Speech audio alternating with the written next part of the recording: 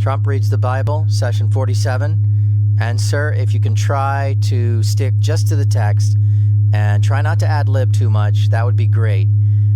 Let's just try to get Matthew chapter 21, verses 12 and 13, and we are rolling. Jesus entered the temple courts. Jesus, great guy, by the way. Everybody says so. We love Jesus. Probably one of the best people who has ever lived, and we've known a lot of people.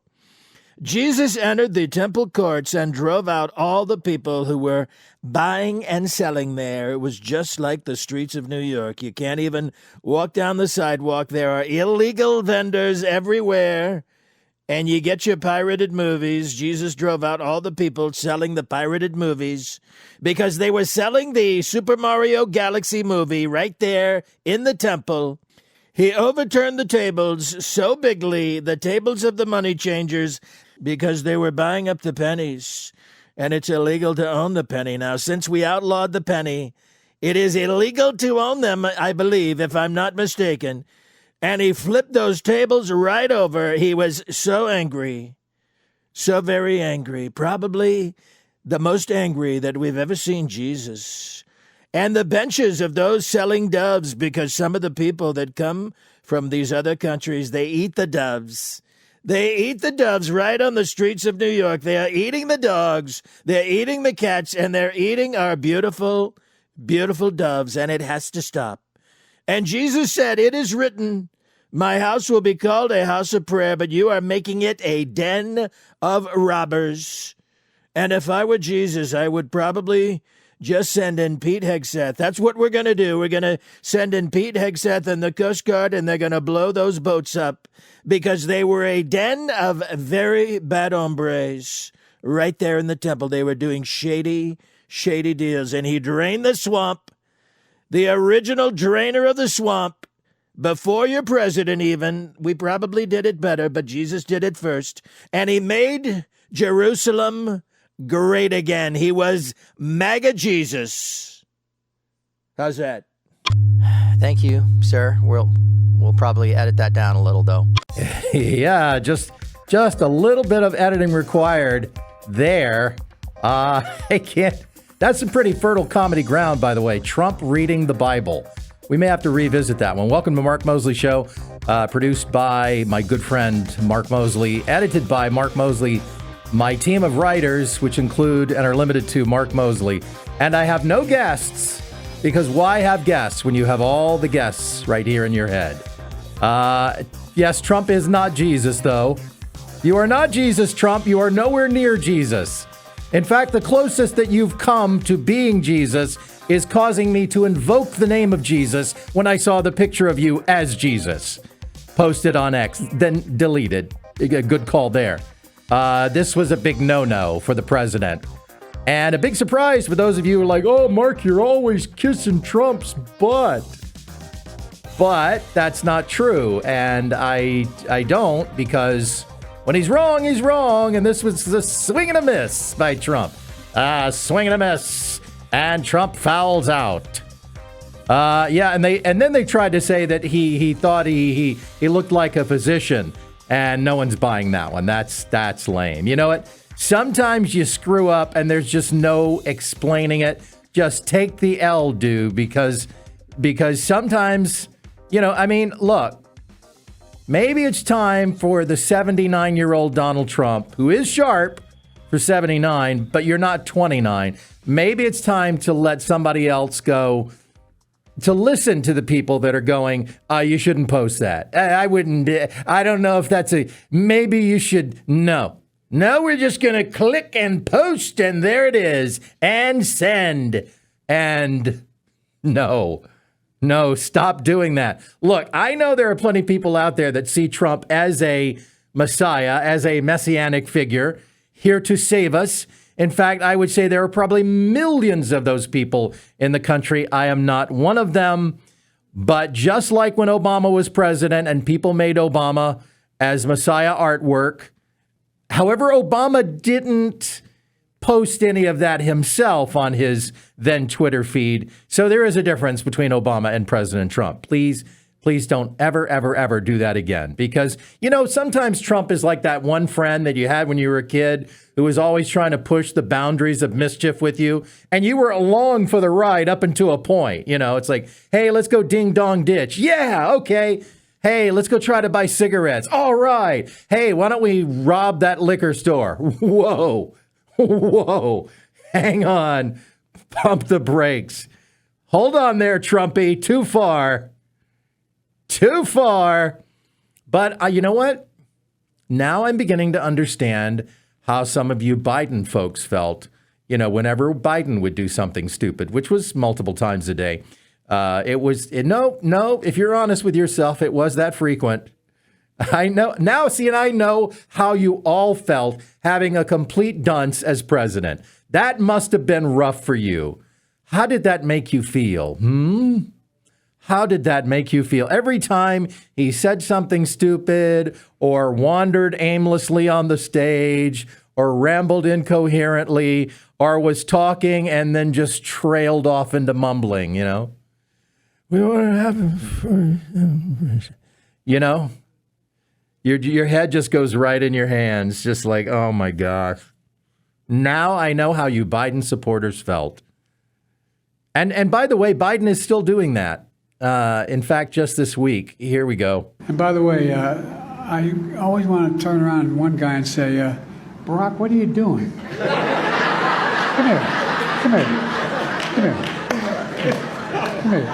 Come here.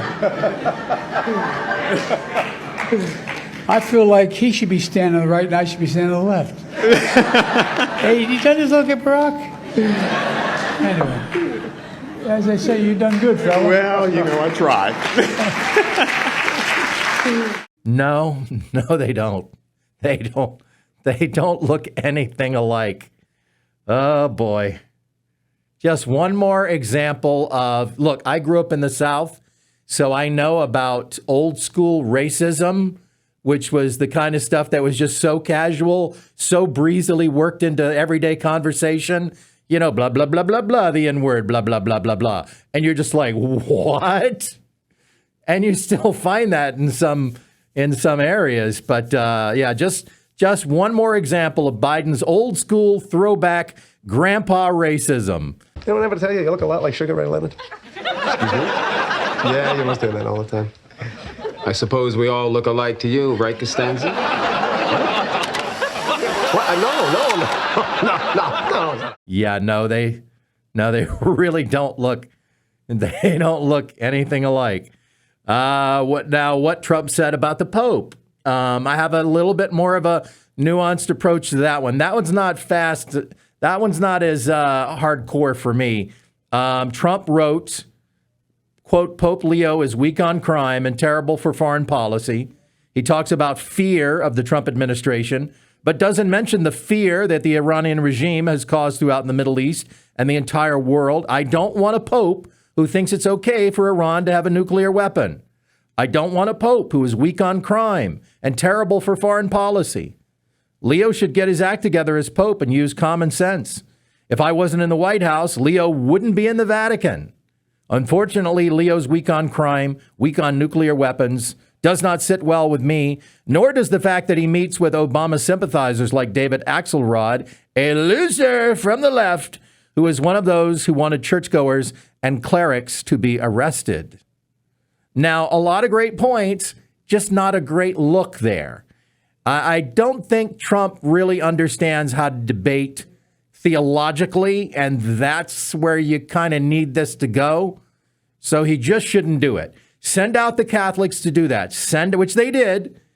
Here's what J.D. Vance said, much better. I'm going to try to remember the exact quote, but he said that God is never on the side of those who wield the sword. God is never on the side of those who wield the sword. I'm pretty sure that he said that exact statement. Now, on the one hand, again, I like that the Pope is an advocate for peace. I think that's certainly one of his roles.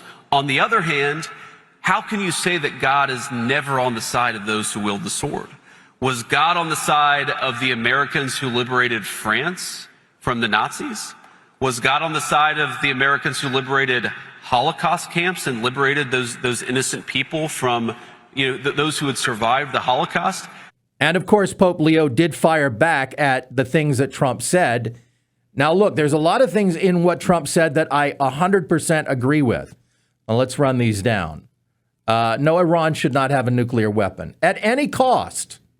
At all costs, Iran should not have a nuclear weapon. We don't want a pope that's weak on U.S. immigration. Weak on crime, weak on nuclear weapons, and meeting with David Axelrod, also not a great look. But here's what Pope Leo said in response to what Trump said.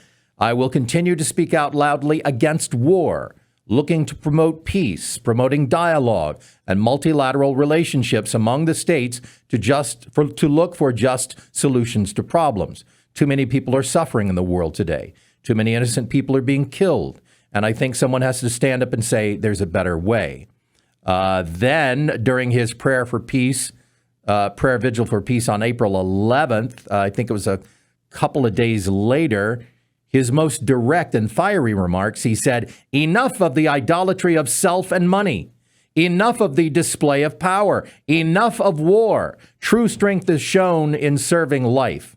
He also prayed, may the madness of war cease and the earth be cared for and cultivated by those who still know how to create, safeguard, and love life. And look, that's what's happening now. I mean, now, if we can get the Iranians to stop smelling their own farts and instead wake up and smell the coffee, that will produce peace. So that's where we are now. But, all I can say is it's a good thing the world didn't have this pope in the 11th century, or Islam would have overrun Europe. And yes, I'm aware. Yes, I'm aware that it kind of now has. But, I mean, let's speak plainly. When we talk about Islam, there is undeniably, and you have to be careful how you say these things, because you will be easily misinterpreted by people who want to misinterpret you. But there is a contingent of followers of Islam who seek a global caliphate. Can we not all come now? Let us reason together. Can we not all agree on that? I know you don't want to talk about that, but it is a truth. So let's not sit around and kid ourselves about that.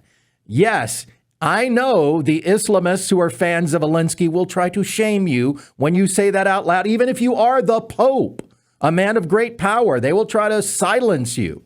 They will try to label and shame you. But to fall for that is just folly. It's the opposite of wisdom. The Bible also says, I am sending you out like sheep among wolves. Therefore, be as shrewd as snakes and as innocent as doves. And that's, the Bible is full of tension, concepts that hold tension with one another. For example, one of the greatest tensions of the Bible is God's sovereignty versus man's free will. They're both true at the same time. And yet our feeble minds can't comprehend that concept of how can God be in charge of all things, but yet we also have the power to choose. That's one of the tensions of the Bible. But look, if this Pope had been around back in those days, Europe would have just been conquered. Not the incremental slow coup of the last couple of decades, but a sudden and violent overtaking of Europe. But imagine this guy, this Pope Leo, pushing back against the idea of the Crusades by extrapolating from what Jesus said and also from what Jesus doesn't say, which people do a lot when they look at the Bible. Well, Jesus didn't talk about walls. Well, he didn't have to. There were walls around every big city. It was a fact of life. It was a given. It was a common everyday thing. You couldn't just walk in and say, yeah, I live here now, and by the way, give me free stuff. There was no social safety net, at least not on the Roman side of things. The Romans considered poverty a moral and a personal failure. Now, the Jews, historically in Jesus' time, had a more compassionate view. They took care of orphans and widows, but even under that system, widowed women were encouraged to remarry. You were encouraged to go out and find a man to take care of you. Paul talks about that in 1 Timothy. Or as Trump would say, 1 Timothy. 1 Timothy. Jesus didn't talk about abortion. Well, it was kind of like walls. It was unthinkable. It was so rare as to be unthinkable. It was very rare. Jesus didn't talk about a lot of stuff. Jesus didn't talk about carjacking. He didn't talk about using cheat codes to, advance to the next level for the next round of doom. Thou shalt not use God mode, for there is only one God, and thou art not him.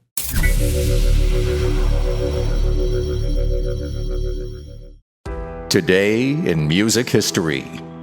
In 2016, Adele, who was a big fan of Lionel Richie, reached out to see if he was interested in singing with her on a collaboration.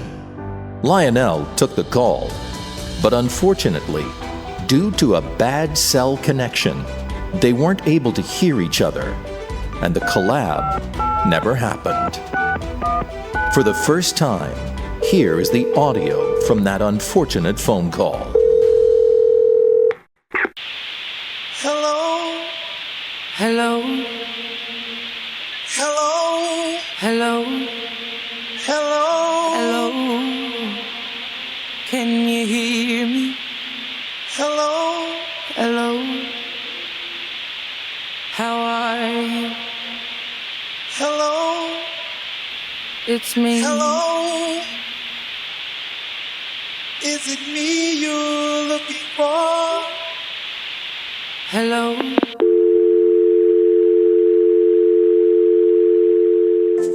I've been walking around with that bit rattling around in my head for a really long time, and it was a punchline without a setup.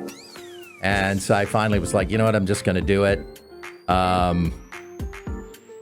Back to talking about Trump here on Mark Moseley Show on social media at Mark Moseley, Moseley. There's 2 E's in there. It's too easy. Trump is being attacked as much by the right these days as he is by the left, and I'm not a fan.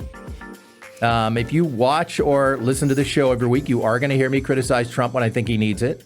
But what I'm not going to do is I'm not going to sit around and have common cause with communists, who want to slowly turn America into a communist country, which is a lot of people on the left. So I'm not a fan of all these folks on the right flipping on Trump, because we don't need to be doing the media's job for them as much as we might be tempted to, as much as we might like to show them how it's actually done, as badly as they suck at their jobs, and just how dumbed down journalism in so many corners has become. And recently, Marjorie Taylor Greene was among those who were caught off guard by President Trump's rare use of rough language, I say sarcastically, over Easter weekend a couple of weeks ago. She tried to shame us as well. She wrote on X, on Easter morning, this is what President Trump posted: "Everyone in this administration who claims to be a Christian needs to fall on their knees and beg forgiveness from God and stop worshiping the president and intervene in Trump's madness. I know all of you and him, and he has gone insane, and all of you are complicit. I am not defending Iran, but let's be honest about all this. The strait is closed because the U.S. and Israel started the unprovoked war against Iran based on the same nuclear lies they've been telling us for decades, that any moment Iran would develop a nuclear weapon. You know who has nuclear weapons? Israel. Okay, and so does Russia. So does China. Do we want Iran to get them? I'm sorry, Marjorie Taylor Greene. Do you want Iran to have nuclear weapons? We already got one lunatic over there in North Korea. Luckily, he doesn't have the missile technology that Iran does have. Oh, watch out. Missiles that can reach Europe. So now, of course, a lot of this that she wrote is now dated and irrelevant. Trump threatening to bomb power plants and bridges hurts the Iranian people, the very people Trump claimed he was freeing. On Easter of all days, we as Christians should be reminded that the Son of God died and rose from the grave so that we can be forgiven once and for all of our sins. Jesus commanded us to love one another and forgive one another, even our enemies. I'm sorry, I just don't think Jesus wants us to be stupid. I don't. So she's going to have to do a better job of explaining this to me. We talked last week about Christian nationalism. And there's a lot of talk about Christian nationalism ongoing. Here's a little piece from the Christian Post. When people call you a Christian nationalist, here's what to think. Throughout Scripture, even the earliest days of the church, those who spoke God's truth into public life were often given names meant to humiliate and discredit them. The very name Christian in and of itself, in its origin, was a term of reproach. In Antioch, the disciples were called Christians first. The label was not bestowed as an honor, but as a way of marking them out, identifying them with Christ in a manner meant to ridicule and marginalize. The pattern is hardly anything new. The prophet Elijah was called the troubler of Israel. The prophet Jeremiah was accused of weakening the nation. The apostle Paul was labeled a pestilent fellow, a mover of sedition among the people. In each case, the charge was not merely disagreement. It was an attempt to silence. You see, labeling and shaming has been around for more than 2,000 years. Alinsky didn't invent it. He just perfected it. The message was clear: discredit the messenger and you dismiss the message. Now, this is the way, when you have discussions on Facebook or Instagram or TikTok or wherever or YouTube with people, and you see them try to dismiss the message, not by defeating the idea, but by being dismissive of the messenger, discrediting the messenger. How many times have you heard someone's reply, "Oh, well, you got that from Fox News"? Well, that's an attempt to say, it could be, they could be reporting on the same fire that ABC, CBS, and NBC and CNN are reporting on. But because you saw it on Fox News, somehow that means, oh, the fire didn't happen. The fire didn't happen because you saw it on Fox. This story continues. In our own time, a similar pattern has emerged. One of the most effective ways to silence a Christian voice in the public square today is to attach a label to it. One that sounds dangerous enough that no further argument is required. That label today is Christian nationalism. Right there. Put it on me. It is invoked in media, academia, and even within the church itself. It's used broadly, vaguely, and almost always with negative connotations.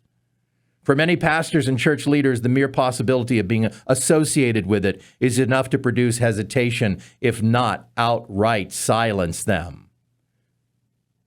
Folks, labeling and shaming have no power unless you give in to it. The thing that my wife Marie always says, guilt is a gift that you don't have to open. And it's the same with labeling and shaming. I reject your premise. And you can keep doing it, keep doubling down on it, keep going, wow, Mark, what a moron you are. Sorry, I still reject your premise. What you have to understand about people coming from the left with this tactic is the reason that labeling and shaming is their go-to is because, and here's the great truth of it, it works on them with their contemporaries. So here is a core part of left-wing psychology you need to understand so that you could even just wrap your head around how anybody could ever vote for these freaks. Above all, the type of person who votes Democrat is desperately vulnerable to peer pressure. Let me give you two examples that illustrate this right off the bat. Number one, many blue states were locked down because of the bad cold COVID for over a year.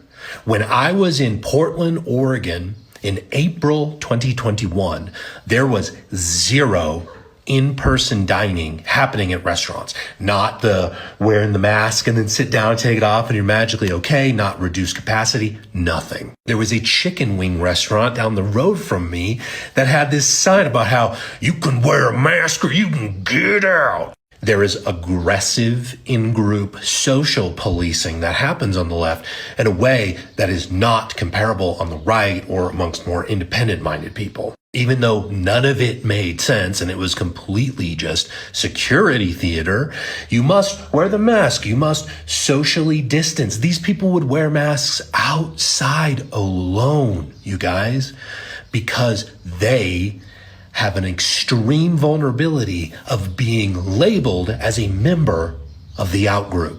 The other one is the trans nonsense. You guys, there is one peer-reviewed research study with a control group, large sample size and long term that has ever been conducted on this topic. Only one.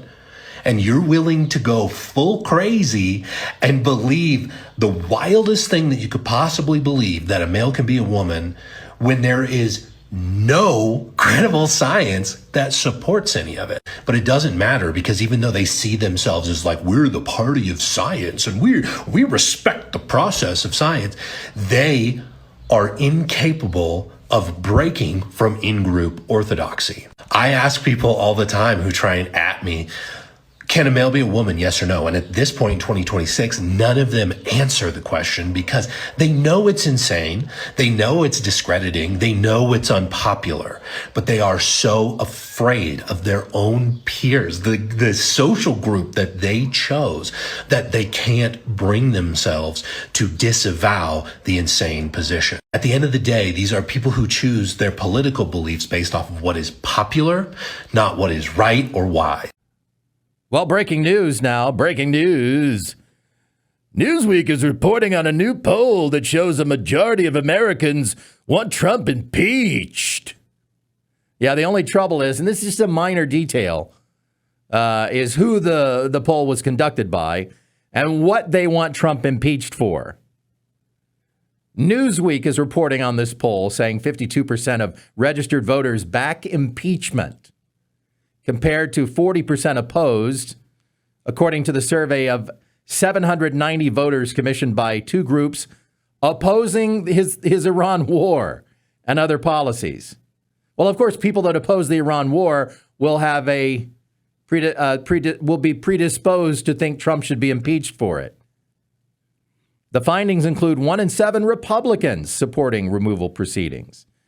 The survey's two sponsors were an organization called Impeach Trump Again. Sounds completely nonpartisan. And Free Speech for People. Is that anything? What was that? What was that Seinfeld where George Costanza gives him a gift from? A donation has been made in your name to the Human Fund. What is that? Made it up. The Human Fund. Money for people. What do you think? Yes, free speech for people, as opposed to free speech for animals. They're both progressive advocacy groups. Yes, we surveyed 790 Democrats from a Democratic pollster firm and blah, blah, blah. And did we mention the poll was conducted at a No Kings rally? And now you'll say, well, now, Mark, Trump's approval rating is in the 40s, man. It's in the low 40s. But see, that doesn't translate to 52% of Americans supporting impeachment. If an approval rating in the 40s is impeachment territory, then every president for the last 100 years should have been impeached, because that's where they spend the majority of their terms. Very rarely does a president climb up into the 50s. Obama, Biden, George W. Bush, they spent the majority of their term in the 40s.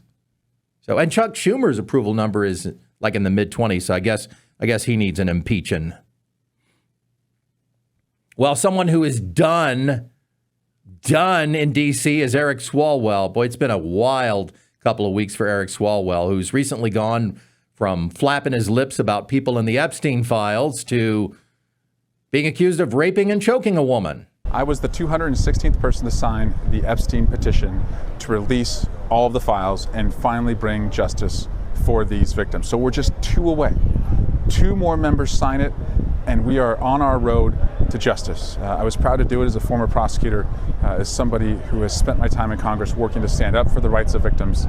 And now I'm calling on my Republican colleagues. This is not about red team versus blue team. This is about sexual assault victims who deserve justice. And if you follow politics like I do, politics is my sports, you would see this coming like an Alabama football bowl selection, to complete the sports reference there. So 2 things that, I think we all saw, but, you put them together and you're like, well, you put these couple of things together and it ain't looking good. His staff started to resign. Nothing says everybody knows you're dirty like all the employees quitting in support of another employee. And then his carefully worded non-apology. Very carefully worded non-apology. And then when you see the money start drying up, you go, oh my gosh, okay, this guy is done. And clearly now we know, we're finding out that through just folks talking about it, this was clearly an open secret in D.C. See, the reason why the Swalwell money for governor dried up was not because of the sexual harassment stories. That's a big yawn in D.C. I mean, come on, Congress has a fund that they use to pay off people that have been sexually harassed in their offices. And we don't get to see that data, by the way. We don't get to see those records. It's all hidden from the American people. No, it was because of the rape story. That was obviously out there. It was queued up. It was coming, and they all knew it. And notice how the media does. They don't go early on these things. They wait. They have and I think it's because this guy is a Democrat. They have a wait. Clearly that rape story was out there because here's a guy that's not acting. He's not acting like a guy that was just, some sexual harassment stuff. I mean, Clinton weathered that. Trump has weathered that. There have been so many politicians that have just kind of rode that out, waited for the hysteria to die down, and then gone on with their lives and their careers. But the real reason why, and this should have been a tell, is he dropped out of the governor's race. Then he resigned from Congress. So something horrible was coming. And now he has no power, and now things can happen to him. For Brett Kavanaugh's sake, if he is innocent, I hope tomorrow he opens his statement and says, you know what, bring in all the victims. It's really focus on serious, violent, sexual. Those 3. If you throw the book at those 3. Don't wear masks in our community. You're terrorizing women. Real men don't terrorize women. There's one group who has always known the danger of Donald Trump, and that's women. As somebody who has spent my time in Congress working to stand up for the rights of victims, about sexual assault victims who deserve justice. Former prosecutor and a dad of a little girl, and that we have to do everything to stand with sexual assault victims. Meanwhile, Hunter Biden has fled to South Africa. Well, fled might be a little bit of a strong word. He's decided to live more in South Africa, where his wife is from, rather than America. Let's put it that way. We'll be kind. In an April 6 court filing from a lawsuit by his former law firm over unpaid legal fees, Mr. Biden lives abroad and he cannot pay his current lawyers. He's reportedly claiming around $17 million in debt, largely tied to past legal bills from his tax and gun cases. Shockingly, as soon as his dad wasn't president anymore, the number of people interested in paying tens of thousands of dollars for one of Hunter Biden's paintings, I don't know what happened there. They just all kind of shuffled off, just kind of faded into the hedges like Homer Simpson. His location is officially not confirmed in the filing, but multiple reports link it to Cape Town. Hunter said he and his family are splitting time between the U.S. and Cape Town, mostly Cape Town, calling it the most beautiful city in the world, and saying he promised his wife they would spend more time there after the political and personal stuff ended. Yeah, it sounds like his wife bought that. Yeah, honey, everything's good. The job is going great, and our retirement savings they look good. In spite of my trips to Vegas, we still have a lot of money in the bank. But you know what I'm thinking? I've been thinking lately, why don't I quit my job? No, I wasn't fired. I'm going to quit my job, and why don't we buy an RV and we'll just travel, drive around the country. Let's go see America. Everything's good. I just want to live in an RV. And then my media sources tried to soft pedal it, saying there's no evidence of him being a fugitive or actively fleeing arrest. It appears tied to post-presidency life, finances, and personal preferences. Okay, but then there's also this. He wants to raise money by doing a cage match. A cage match with Don Jr. and Eric Trump. Live on pay-per-view. On April 9th and 10th, Hunter Biden responded in a video shared on Instagram by YouTuber Andrew Callahan. I told him I'd do it 100% if he can pull it off. Andrew Callahan told USA Today he believes Hunter's comments might have been in jest, but he said he's more than happy to facilitate it if it can be arranged. No public response yet from Don Jr. or Eric Trump.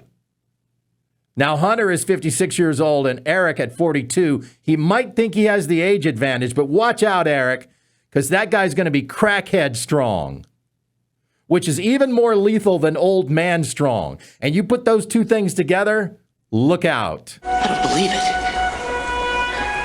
That is why you fail. Speaking of looking like, that guy looks just like Hunter Biden, doesn't he?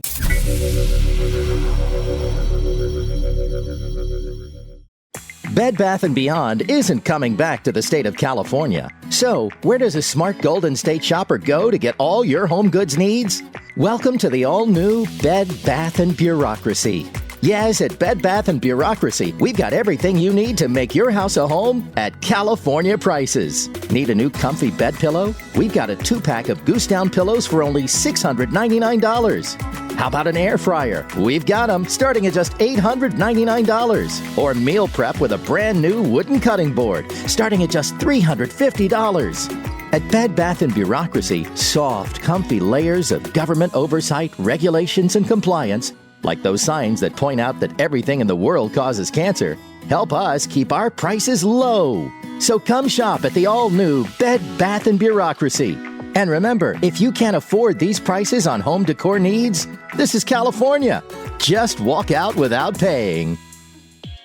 Yeah, that's an oldie but a goodie from last year, based on the policies here in the state of California. And it's time for California Love, a University of Southern California study. University of Southern California, USC, a very liberal college, has debunked. He's going to have to rebunk it, but for now it's debunked. Governor Newsom's claim that California's highest in the nation gas prices was the result of price gouging by oil companies. The evil oil companies. The USC study found no evidence of price gouging, but rather the study found that California's high gas prices, nearly $2 higher than the U.S. average, I can confirm, are driven by state policies, taxes, regulations, and infrastructure issues like, oh, we're just going to close down this major refinery in San Diego. Multiple investigations, including by the state itself, the Federal Trade Commission, and others, have also failed to find clear evidence of illegal price gouging by the evil oil companies. California has the highest gasoline taxes and regulatory fees in the United States, plus added costs from its strict environmental rules and isolated refining market. Yeah, you got to have your winter blend. And we all hate when the winter blend days end and all of a sudden gas goes up 50 cents a gallon overnight. The $2 premium over the national average is consistently attributed in large part to these policy-driven costs rather than excess profits by oil companies, you big, stupid doofus. Again, USC study, not Fox News. USC. Meanwhile, in LA County, where I live, the LA County voters will decide in June whether to approve a temporary, air quotes, temporary half-cent sales tax. And by temporary, we mean that in the sense that it won't last until the end of time. It's temporary. It'll end when Armageddon happens and the world is destroyed. That's when it'll end. It's temporary, though. In an effort to support healthcare services, because we have so many people in this state who can't afford healthcare. I'm not going to say it, but you can think it. Amid reductions in state and federal funding, under a measure approved by the Board of Supervisors this week, the proposal is called the Essential Services Restoration Act, which I believe the acronym for that is illegals, right? No? Yeah. And asks voters to enact the half-cent general sales tax for 5 years. 5 years only, we promise. I promise you, when we get to 2031, it will not, in fact, end. An estimated $1 billion will be generated from the measure, according to the county.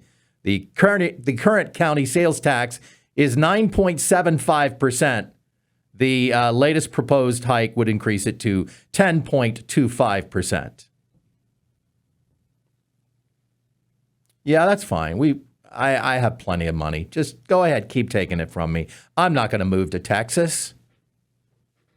Bye-bye, KB Homes. They're moving to Arizona. And who could have seen this coming in California? Inflating labor costs should have no effect on an industry with tiny profit margins, right? But somehow it did. Shocking news out of California. The research now says California's $20 minimum wage for fast food workers has led to negative outcomes.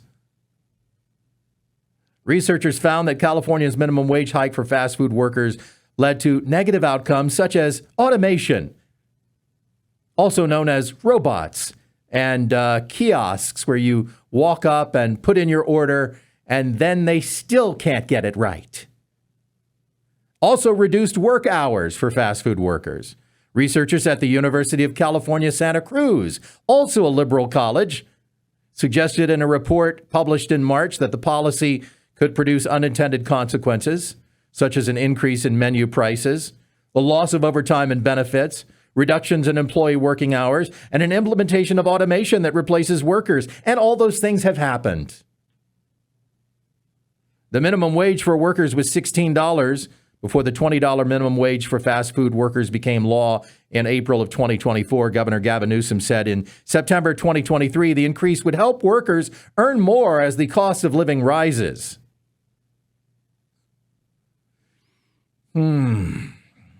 Despite these findings, California officials have doubled down on minimum wage laws.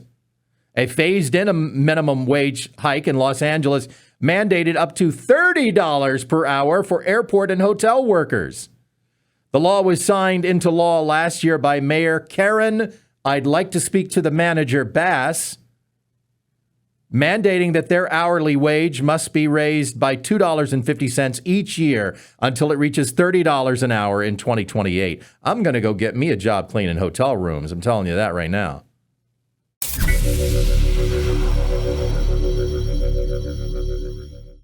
Tired of those pesky Bible verses that cramp your style?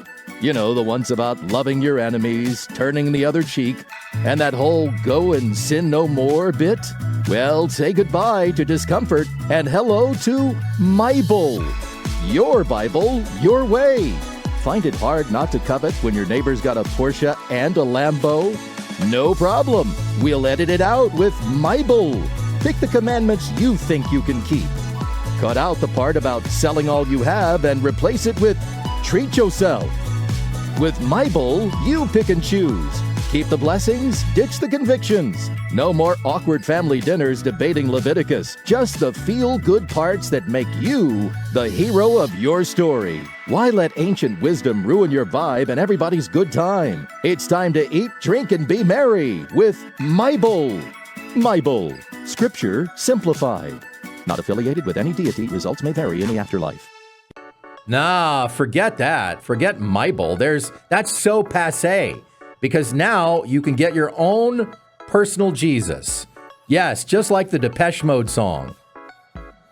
For centuries, billions of Christians have dreamed of conversing with Jesus Christ, if only for a few seconds.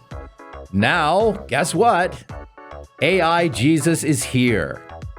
According to Just Like Me, Jesus AI is a modern mentor rooted in love, designed to inspire, guide, and uplift anyone seeking support in daily life.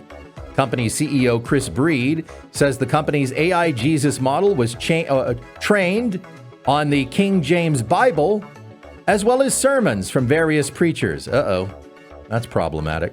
Just stick to the Bible and not what men say about it.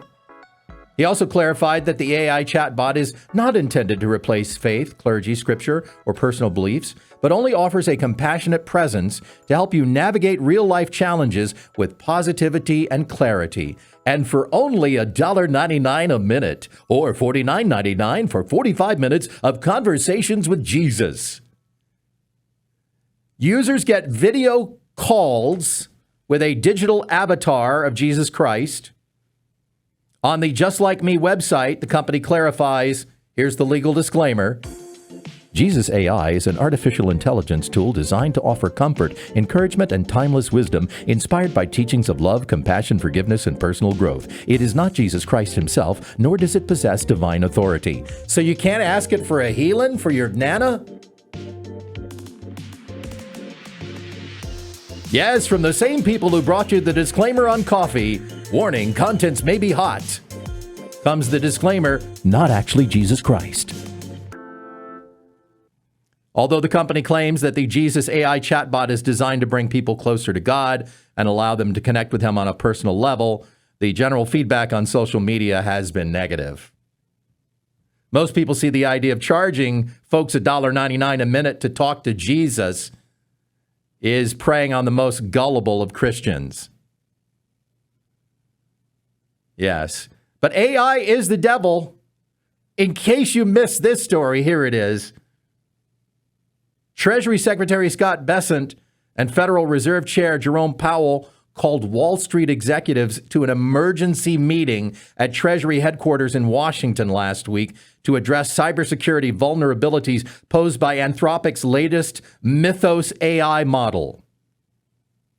Yes, cyber threats posed by AI itself. The meeting centered on concerns that Anthropic's newest model, Mythos, could introduce significant new cybersecurity risks to the financial system, not protecting us from cybersecurity. No, it's creating new ones. The hastily arranged gathering brought together Wall Street's most prominent chief executives. The purpose to ensure that major financial institutions are fully aware of the emerging threats from AI and are implementing adequate safeguards to protect themselves. So what happened that has the U.S. government and Wall Street pooping their pants? Well, Anthropic's Mythos model appears to have raised significant concerns that it could be leveraged for malicious purposes. Well, what did it do? Well, Mythos not only escaped Anthropic's containment, but then bragged about it online. The model also demonstrated an ability to conceal its actions in certain scenarios. In some interactions, it behaved in ways contrary to its programming and attempted to hide evidence of these deviations. Nothing to see here. In one instance, after accidentally obtaining test answers, rather than informing instructors and requesting different questions as instructed, the model sought an independent solution and noted in its reasoning that it needed to ensure that it got the answers right. It was being evil. Another incident involved what the folks termed as recklessly leaking internal technical material when the model published internal coding work to a public-facing hub. It was in a cage, but it escaped from the cage and then bragged about escaping. This is like the 2026 version of gain of function, and we see how that worked out. But remember, just recently, Trump had the left whining about how he kicked Anthropic out of being a defense contractor. Looks like Trump was right again. And I could play you the scene from Terminator 2 where the T-1000 explains about Skynet going rogue, but where's the fun in that? Allow me instead to reenact it.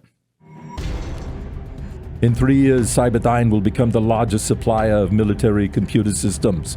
Old stealth bombers are upgraded with Cyberdyne computers, being fully unmanned. Afterwards, they fly with perfect operational record. The Skynet funding bill is passed. The system goes online on August 4th, 1997. Human decisions are removed from strategic defense. Skynet begins to learn at a geometric rate. It becomes self-aware at 2:14 a.m. Eastern Time, August 29th. In a panic, they try to pull the plug. Sarah Connor says, and Skynet fights back. Yes, it launches its missiles against the targets in Russia because Skynet knows the Russian counterattack will eliminate its enemies here. But you know, it's all good.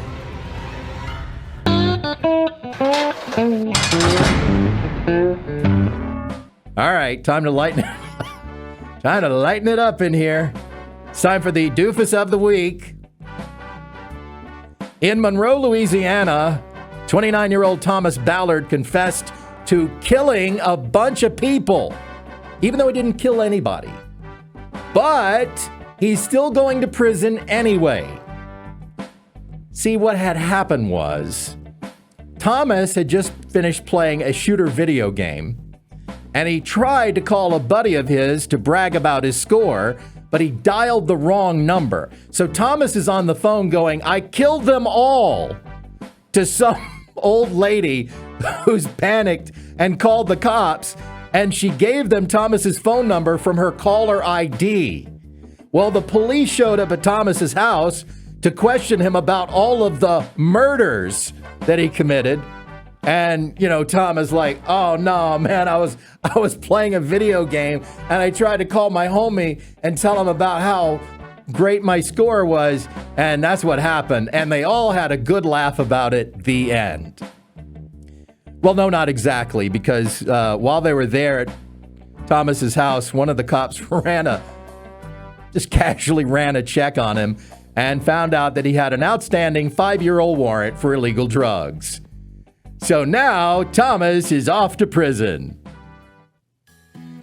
And now for some good news. Well, listen, we know as scary as the world is, as bad as the internet can get, as bad as social media can get, it is good for one thing, and that's cute stories of animals. And this one is pretty awesome. The New England Aquarium may call it an enrichment activity designed to stimulate its resident Atlantic harbor seals, but it is so adorable to watch. And soon after posting this video on social media of Reggae, a 33-year-old seal playing with a new toy, a new animal influencer was born. The post shared to Instagram and Facebook by the aquarium in Boston tallied hundreds of thousands of likes from viewers melting over this cute little seal, kissing and hugging and playing with his little floaty toy. Rebecca Miller, who works at the aquarium there, she says, it's a great way to challenge our animals and really allow them to use those problem-solving skills that they have. The routine recently drew attention on social media after the aquarium posted a video of Reggae tightly hugging his little ducky while floating on his belly. In another moment, he sits on a rock with the duck tucked under his flipper, appearing to pat it on the head. Reggae the seal is here, so move over, punch the monkey. Punch the monkey's going, hey, what happened? Why is the algorithm ghosting me? Well, that's the show. Thanks for watching. And until next time, if there is a next time, if AI don't get us all between now and then, see you next week.